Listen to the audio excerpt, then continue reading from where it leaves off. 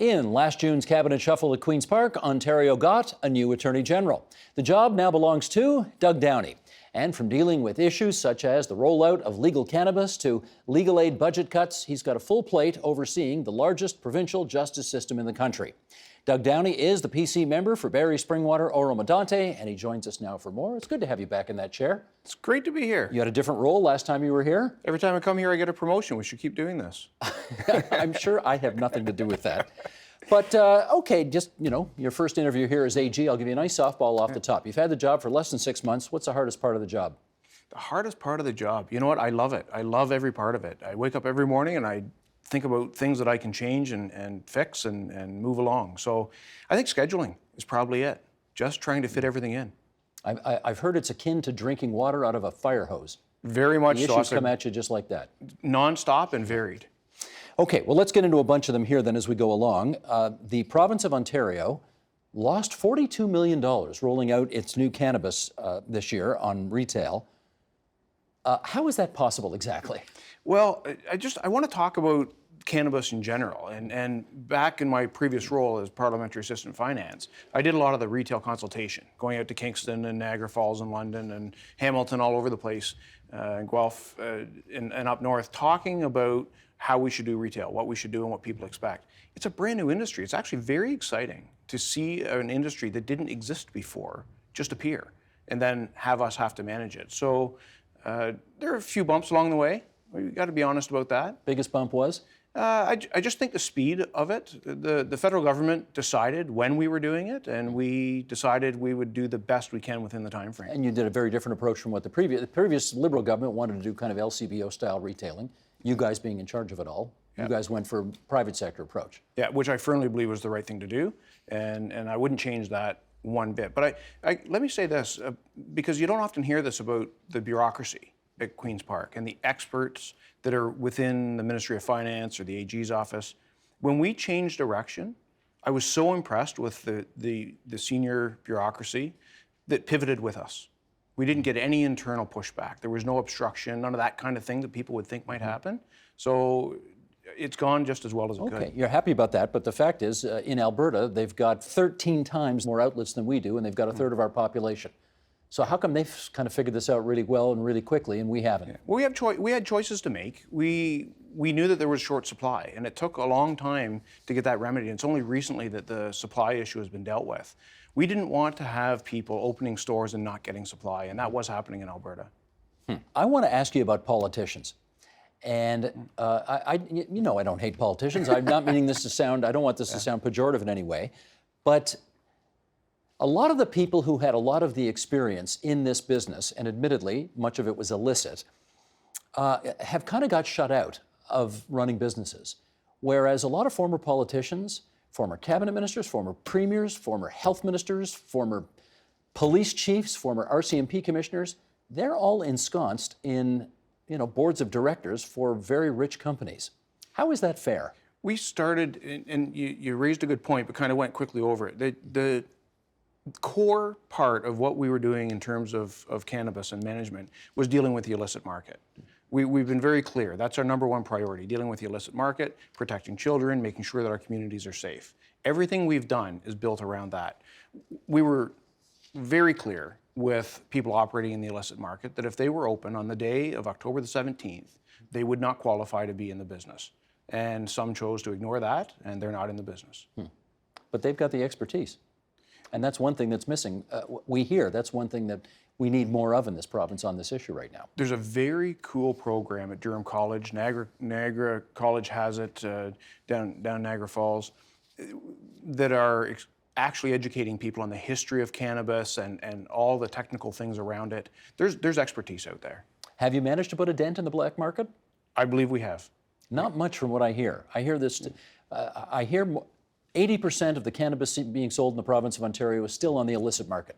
We need to get out to where the people are. We know that. It's been a year. We need to get out there more. I know you're not the law enforcement guy. You're the you're the Attorney General, but still, it's not happening, is it? Well, we've given the municipalities tools to close down storefronts, and they've been doing that. The closure rate is actually quite high, but we know we still have a challenge. But we are making progress into the market.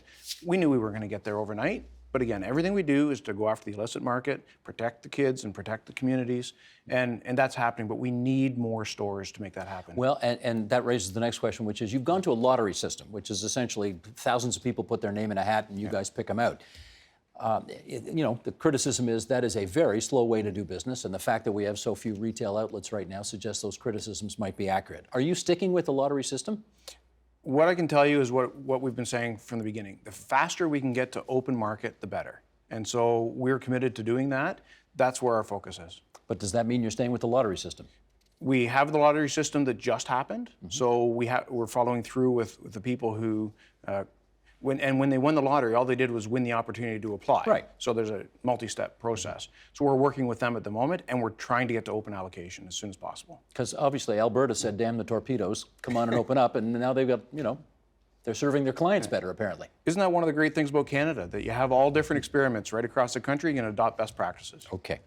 Let's talk about, you've made some news in the last few days about the way you want judges appointed in the future in this province. And I want to ask a very neutral, lean, open-ended question to start with.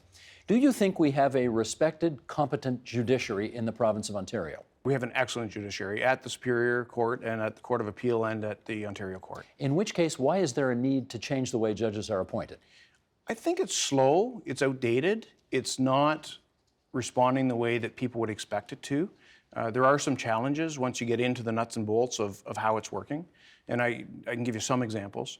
We can do better, and we can do it without affecting the high integrity level of the process. Well, from what I understand, there's an expert panel, and you appoint some people to it, and there are people from the law profession who are on it. Yeah. And that panel looks at potential judges and vets them thoroughly, and then presents names to you, and you and the Premier, I gather, I guess at that point, decide.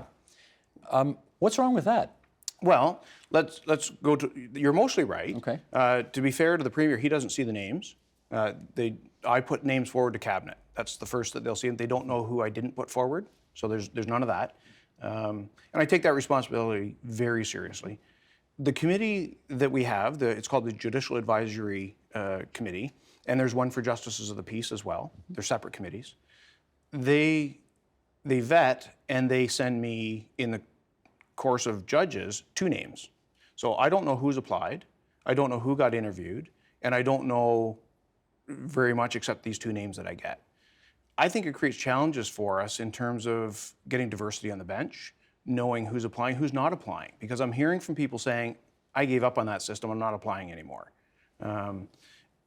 But the key thing is about the integrity of the system, and the committee that we have, federally there's a committee, but they don't interview people and they don't actually exist in terms of regulation or statute.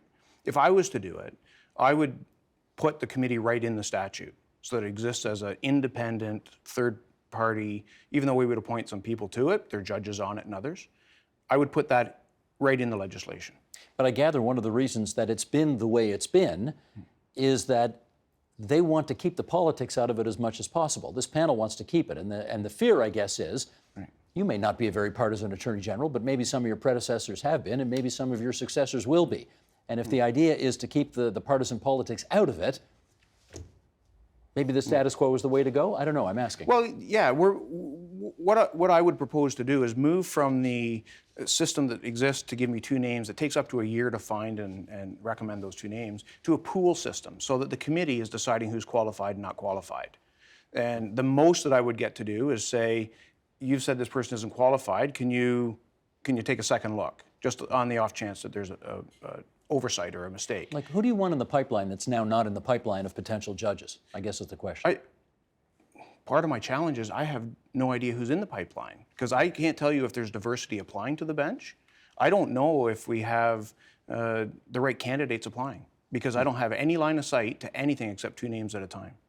I don't know if you saw this quote, so I'm going to read it to you now. Peter Russell, Yes. University of Toronto political scientist, professor of long-standing and high reputation, says, who helped design the current system, says the process is meant to prevent the politicization of judges, and he says your proposals would do the opposite.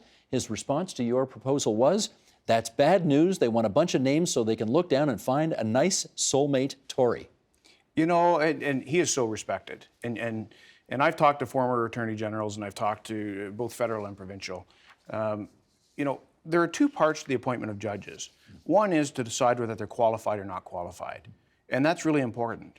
But the second part is for me to pick people who reflect some of the values that I have. And I want to put some of those in the regulation so people understand, understanding victims' issues, making sure that they have community leadership, making sure that those pieces are there. And sometimes only I can assess that. And I don't know why, as Attorney General, I'm allowed to do a ton of things, but I'm not allowed to pick from a bigger pool of people who a third-party committee say are qualified. Okay, follow-up question. Do you intend to consult the legal profession on the changes you intend to make to your selection process? Absolutely, absolutely. I mean, I'm from the legal profession. I spent years on the executive with the OBA. Some other groups were in touch with me, and we're going to sit down with them and have that conversation. One's beyond what I've already talked to. OBA, Ontario Bar Association. Sorry, Ontario Bar Association, the Federation of Ontario Law Associations, the Law Society, Toronto Lawyers Association, Cable, all sorts of different groups. What about the judges themselves? Like, would you consult with the Chief Justice of Ontario on this? I absolutely have, several times, and my staff have done briefings. I don't want to give the content of the discussion, but I had a meeting with the Ontario Chief Justice Mazanov Monday morning, and then Tuesday afternoon I had a meeting with Chief Justice Morowitz, Chief Justice Strathia, and Chief Justice Mazanov at the same time. Okay, one last thing on this. Okay, we all remember pretty well a year and a half ago when Premier Ford decided that he wanted to cut Toronto City Council in half, and he got a decision from a judge that he didn't like, and he said, I'm going to use the notwithstanding clause of the Constitution to override this unelected judge's decisions because I don't like him. There was a great deal of controversy about the fact that potentially, for the first time ever, an Ontario government would use the notwithstanding clause to override charter rights. And now that you're the Attorney General and the #1 law guy in the province, I'm kind of curious as to what you think about that approach. Well, I'm actually unanswered on it. I gave a back and forth with John Fraser, with the Liberals, in a discussion. And basically it boils down to this. The Charter is a living tree, right? We all know the living tree doctrine that, the Charter evolves over time. Section 33 is in the Charter, so it doesn't stand alone. And I think you would have to look at every situation uniquely. So your view is it's there to be used and you intend to use it? No, my view is that you'd have to evaluate it. You can't exclude it from the evaluation. If you were the Attorney General at the time, and I know you weren't, would you have advised Premier Ford to use it to override a court decision? Good politics is never to answer hypotheticals. Yeah, but it makes for a much less fun conversation. Okay, moving on. Let's talk legal aid. Your government cut funding to Legal Aid Ontario by 30% last year. That's $133 million less. How come? The whole conversation with Legal Aid goes back to the Auditor General, and she flagged several issues that were happening in Legal Aid. And actually, if I can back up a little bit, I'm not sure that everybody understands what Legal Aid is. Can we maybe lay a base for that? So Legal Aid provides services for individuals who are below an income threshold. And so by and large, vulnerable people, or people in vulnerable situations. There are three streams. One is the one most people are familiar with, which is the clinics, legal clinics. And that is stream number one. Number two are what are called duty counsel. So they're government-paid lawyers in courthouses and sometimes jails who help individuals on the day of or through a particular part of the process. And then the third part is legal aid certificates. So these are certificates given to private lawyers to do work for individuals who qualify. And they're worth money. And they're worth to help money, pay your bill. absolutely, to help with family law, criminal law, that kind of thing. So those three are out there, and the Auditor General came along and said there are several problems with the way the system is working. So we initiated a review, and in fact we've been doing 2 reviews, Legal Aid Ontario, and we're so lucky that Charles Harnick, who was the Attorney General when it was created, is the chair of Legal Aid now. So there's some real synergy in what we meant in the first place and how it's working now. They did a review. I've done some independent review myself, visiting clinics. I've talked to over a third of the executive directors or visited them to understand what's actually happening on the ground. And there are ways we can do things better. We can modernize the system. It's a little bit clunky, and I think through several conversations we're going to land in a spot that people are going to be pretty happy. Is it your view that too many certificates are going out to too many private lawyers to pay for too many cases? No, my issue is that there's not enough tracking of the quality of services, which is exactly what the Auditor General said, that there's no loop back to actually understand whether that's happening. But one other piece that we can do, and people don't intuitively come to it, we can take costs out of the system. And the one thing she flagged was Social Benefits Tribunal, which is somebody applying for ODSP, disability support. 35% of the clinic's work is helping with those appeals. Because people go in, they get told no, then there's an appeal. We're paying the clinics, we're paying the tribunal, we're paying all these things. And 60 to 80% of the time, they're successful on the appeal. If we can solve that, we can take the cost right out of the system and leave more on the table. You mentioned a few moments ago when we were talking about the appointment of judges that you have talked to the Chief Justice of the Ontario Court of Appeal, George Strathy, who, like most Chief Justices, rarely comments publicly on government policy. But he did in this case. And he said that your changes on legal aid will increase trial times, will place greater demands on public services, and ultimately will delay and increase the cost of legal proceedings for everyone. Can you respond to that? I believe that was from the opening of the courts, which is sometimes where the judges have a bit more license to give visionary statements. And this has been an iterative process, working with legal aid to make sure that the services are being delivered. And we've seen as recently as this Monday where we've tweaked some of the services to make sure that in family law things are happening that in the initial change weren't happening. So we're tweaking things as we go, and it's constant conversation with the Chief Justices. But I don't think he said it as a compliment. I think he said it that the changes and the cuts that you are advancing are going to do harm to the vulnerable people that you purport to want to do right by. Is he wrong? So I think in the initial changes that there was some fear that that may be the case. But going back and having the conversations and changing how we're doing things subsequent to that comment is helping to alleviate some of the concern. I know the Premier of Ontario has a big heart, because I know Huge heart. every cabinet minister I talk to about this guy, even the guys who don't like him, say, you know, I got to admit, he's got a big heart. He really wants to help people. And I know that probably prompted his statement one day in which he said, anybody who needs legal aid, call my office and I'll make sure you get it. Okay, but in the world of reality, you do know that doesn't happen, right? People call him, and he returns the call. But if they, just because they call them and ask for legal aid doesn't mean they're getting it. No, but we identify the problems and we identify why they're not getting it. So the more we talk to the people who are trying to access the system, the better we can design the system to be responsive. And I get calls. He gets calls. And I honestly encourage people to contact the government, either through their local MPP or whatnot. I want to hear it. And that's why I'm out talking to clinics. I'm out talking to the people doing the work. They flag things that I'm not going to hear otherwise. Can you give me an example? Absolutely. Some clinics have mental health workers as part of their staff. And you would think, why? Well, sometimes you have to deal with people's bigger immediate challenges before you can help them with their other challenges. And so some have that model. Other clinics have social workers on staff. So they've each designed a little bit differently to meet the needs of their community. And you just wouldn't know that on reading it on paper. Okay, but given how much of a priority reducing the deficit, balancing the budget, your government has made, would it be unfair to say that part of your mandate as Attorney General is to find savings in that department and so you can spend less? I think the mandate is to be efficient and to make sure that what you're spending is meaningful and is having the effect that you want it to. And when the Auditor General comes out and says, here are all these problems happening, you know something has to be done. Do you ever get worried when your head hits the pillow at the end of the day that that you might be making a cut that might actually deprive somebody of the justice that they are entitled to in this province? It is critical to me, it is absolutely critical that people are getting the service from a system the way they expect it to, and that we are not re-victimizing people. We have VQRP, it's a victim quick response program that we've rolled out. It's the result of making sure that we're helping victims when they need it immediately after a violent incident. There are several things that we're doing to do that, but to answer your question, do I worry about it when I go to bed at night? I never make a decision just once. You make a decision, you talk to the people that'll be affected, you talk to the people that are going to deliver the service, and then you go, is that really what we want to do? Gotcha.